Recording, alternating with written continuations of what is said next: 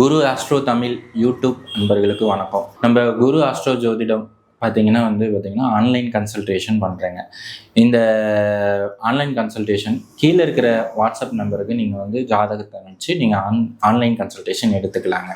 ரெண்டாவது வீடியோ நிறைய பேர் பார்க்குறீங்க, கொஞ்சம் சப்ஸ்கிரைப் பண்ணிவிட்டு பாருங்கள். இது மாதிரி யூஸ்ஃபுல்லான வீடியோஸ் உங்களுக்கு நான் மறுபடியும் தரணும்னு விருப்பப்படுறேன்.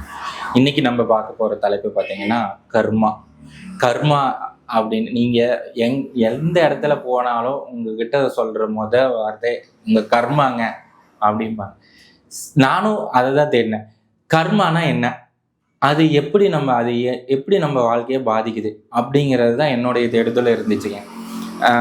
பார்த்தீங்கன்னா நம்ம முன்னோர்கள் செய்த பாவங்கள், நம்ம பிறவியில் செய்த பாவங்கள் இந்த பிறவியில் தொடரும். இதுக்கு பேர் தான் கர்மாங்கிறது.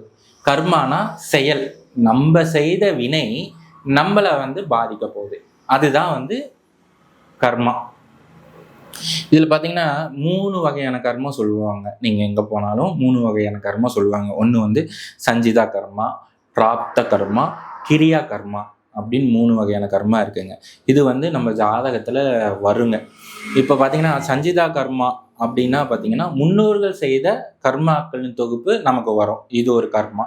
பிராப்த கர்மா அப்படின்னா முற்பிறவி நம்ம செய்த வினையுடன் இப்பிறவியில செய்யும் வினைகளும் சேர்ந்து வர்றது பிராப்த கர்மா.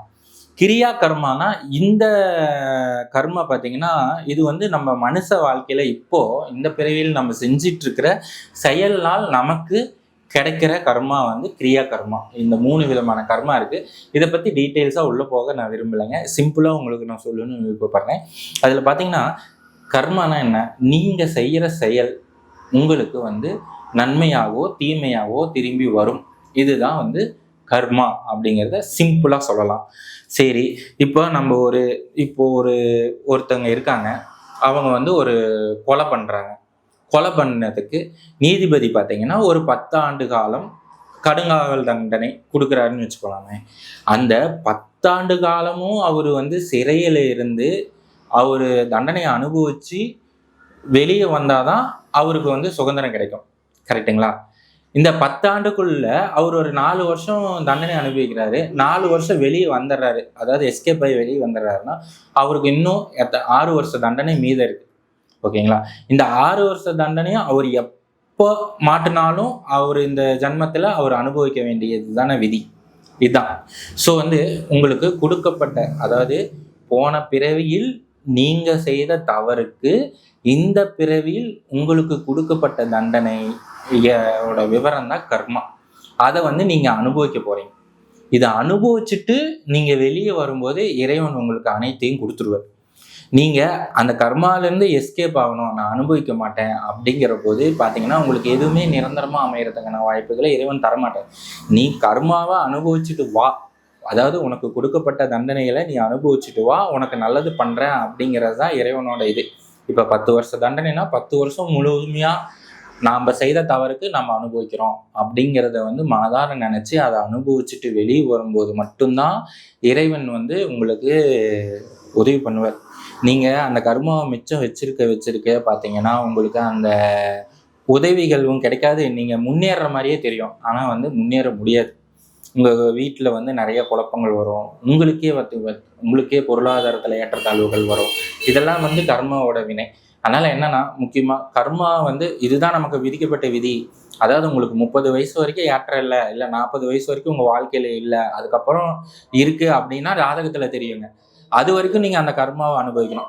சரி, கர்மாவை அனுபவிக்கிறதுனா என்ன அப்படின்னா இந்த பிறவி, அதாவது இறைவன் நமக்கு ஒரு பிறவி, இந்த ஆன்மா ஒரு பிறவி எடுக்குதுங்க. அப்போ போன பிறவியில இந்த ஆன்மா என்னென்ன தவறுகள் செய்ததோ இல்லை என்னென்ன நற்காரியங்கள் செய்ததோ அது இந்த பிறவியில அனுபவிக்கும்.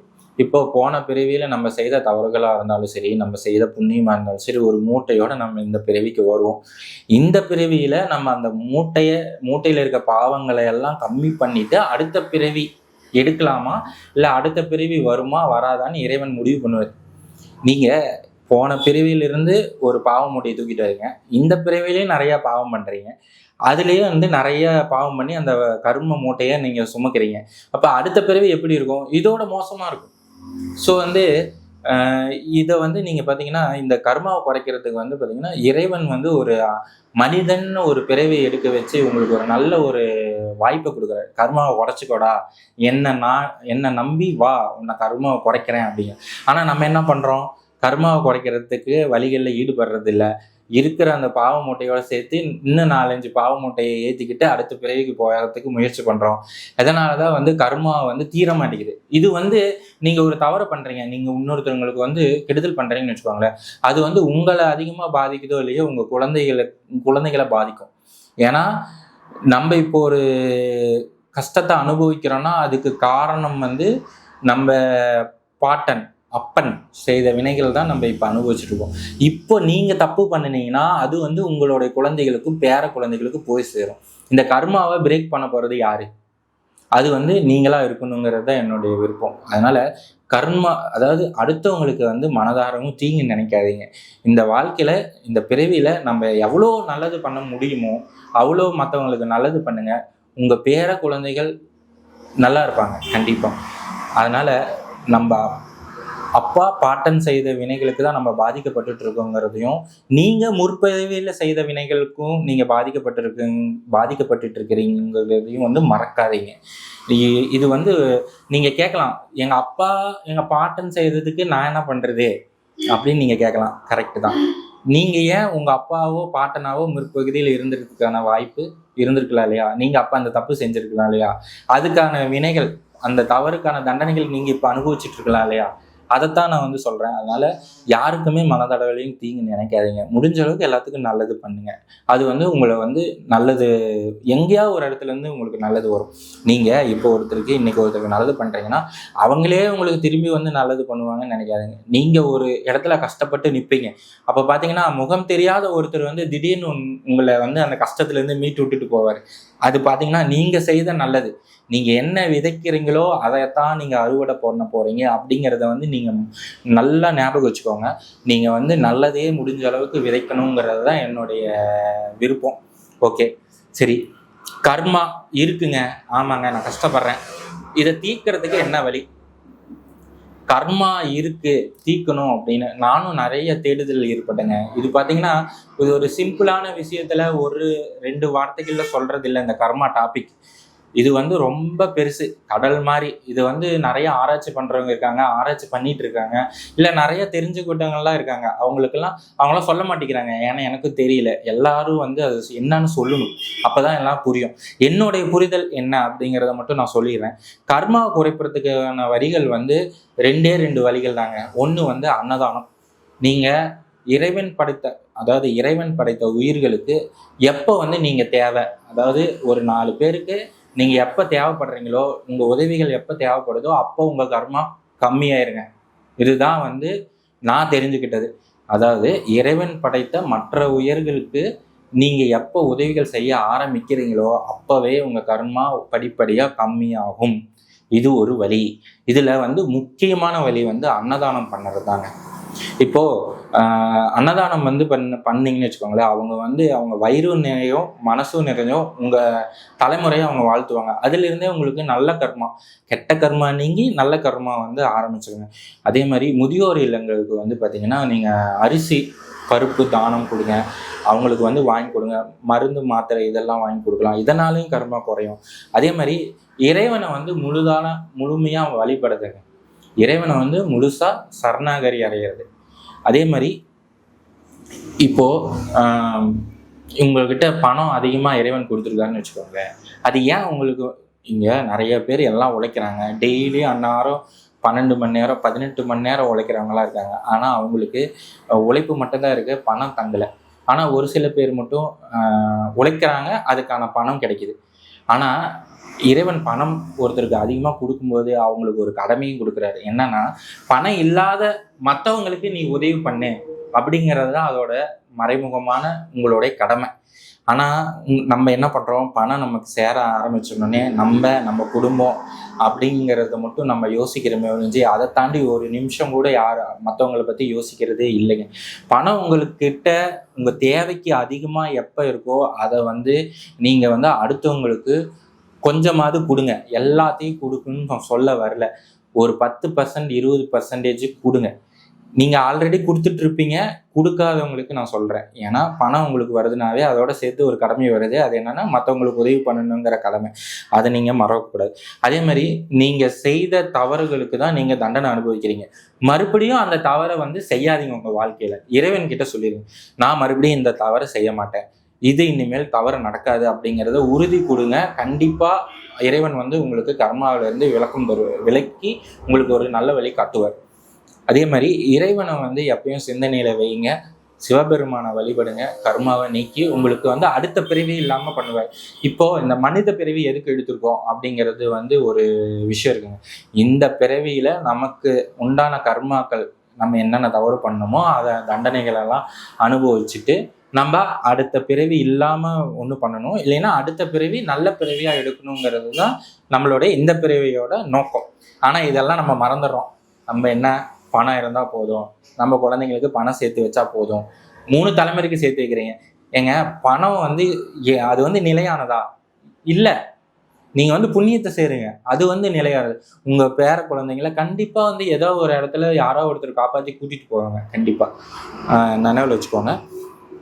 அதே மாதிரி கர்மால 3 விதமான கர்மா சொன்னேன். அதே மாதிரி கர்ம தொழில், ஜீவன தொழில்னு 2 இருக்குங்க. கர்ம தொழில்னா என்ன அப்படின்னா, நீ இந்த பிறவியில இந்த வேலைகள் செய்து தான் உன்னுடைய கர்மாவை குறைச்சிக்கிட்டு நீ ஜீவனம் செய்யணும் அப்படிங்கிறது ஒரு விதி. அந்த தொழில் இப்போ கர்ம தொழில் பார்த்தீங்கன்னா வழியாக செய்வாங்க. அவங்க அப்பா செய்கிற தொழிலை இவர் செய்வார். இப்போ பார்த்தீங்கன்னா இன்னொன்று பார்த்தீங்கன்னா பூஜை செய்கிறது. இப்போ அவங்க அப்பா பூஜை கோயிலுக்கு செஞ்சுட்டு இருப்பாரு, இவர் செய்ய மாட்டார். இவர் என்ன பண்ணுவார், ஐடி இண்டஸ்ட்ரிக்கு போயிடுவார், இல்லை பேங்கிங்கில் சம்பாதிச்சுட்டு இருப்பார். ஏன்னா அந்த பூஜை பண்ணுற தொழிலில் பார்த்தீங்கன்னா வருமானம் கம்மியாக வருங்க. ஆனால் இவர் போகிறார் இல்லையா, ஐடிலையோ வேறு துறையிலையோ வேலை செய்கிறாரு இல்லை, அது பார்த்தீங்கன்னா இவருக்கு ஜீவன தொழில். நிறைய பணம் வரும், லட்சக்கணக்கில் பணம் வரும். அதெல்லாம் நான் அது சொல்ல. ஆனால் அந்த பணத்தை இவரால் நிம்மதியாக செலவு பண்ண முடியுமா அப்படிங்கிறது தான் ஒரு விஷயம். பணமே வந்தாலும் குடும்பத்தில் ஏதாவது ஒரு விரயம் போயிட்டு இருக்கும். குடும்பத்தில் உடம்பு சரியில்லாமல் போய் அதுக்கு விரயம் பண்ணுவாங்க, இல்லைன்னா பணத்தை இழப்பாங்க. நீங்கள் கர்ம தொழில் பண்ணும்போது அதில் வருமானம் கம்மியாக இருக்கும், ஆனால் உங்களுக்கு அதில் நிம்மதி அதிகமாக இருக்கும். பார்த்தீங்கன்னா அந்த தொழில் பண்ணிட்டு, அப்பா நம்ம இன்னைக்கு ஒரு பூஜை பண்ணோம், ஒரு ஜோதிடம் பார்க்குறாரா, இன்னைக்கு ஒரு 4 பேருக்கு நல்லது சொன்னோம், அவ்வளோதான்.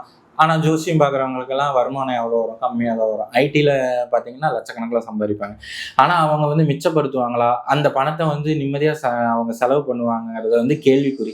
ஏதாவது ஒரு பிரச்சனையில் அவங்க மைண்ட் இருந்துகிட்டே தான் இருக்கும். ஆனால் கர்ம தொழில் செய்கிறவங்க பார்த்தீங்கன்னா ஒரு தொழில் செஞ்சோம், அதில் திருப்தி அடைஞ்சிட்டோம், போதும் இன்னைக்கு வருமானம் போதுன்ற ஒரு திருப்தியில் இருப்பாங்க. இதுதான் கர்ம தொழிலுக்கும் ஜீவன தொழிலுக்கும் இருக்கிறது. அது ஒன்று. இந்த ஏன் ஜீவன தொழில் கர்ம தொழில்னா, நீங்கள் அந்த கர்ம தொழில் பண்ணும்போது வருமானம் கம்மியாக இருக்கும், ஆனால் கர்மா கம்மியாகும். அதுதான் இதுக்காக சொல்ல வந்தேன். சரி, ஓகே. இப்படி தாங்க கர்மாவை குறைக்க முடியும். எனக்கு தெரிஞ்சதை நான் வச்சுக்க விரும்பல, நான் எல்லாத்துக்கிட்டையும் சொல்லிட்டேன். நானும் இந்த கர்மாவை பற்றி தேடுதல்கள் நிறையா பண்ணும்போது எனக்கு என்ன கிடைச்சதோ அதை சொன்னேன். அதனால் முக்கியமாக அன்னதானம் பண்ணுங்க, நல்லதே எண்ணுங்கள், நல்லதே செய்யுங்க. நீங்கள் நினப்பு தாங்க உங்கள் வாழ்க்கை. நீங்கள் என்ன நினைக்கிறீங்களோ அது போல தான் உங்கள் வாழ்க்கையை வாழ முடியும். அதனால் தயவுசெய்து நல்லதே நினைங்க, நல்லதே செய்யுங்க, நல்லதே உங்களுக்கு நடக்கும். மற்றும் ஒரு வீடியோவில் உங்களை சந்திக்கிறேன். நன்றி, வணக்கம்.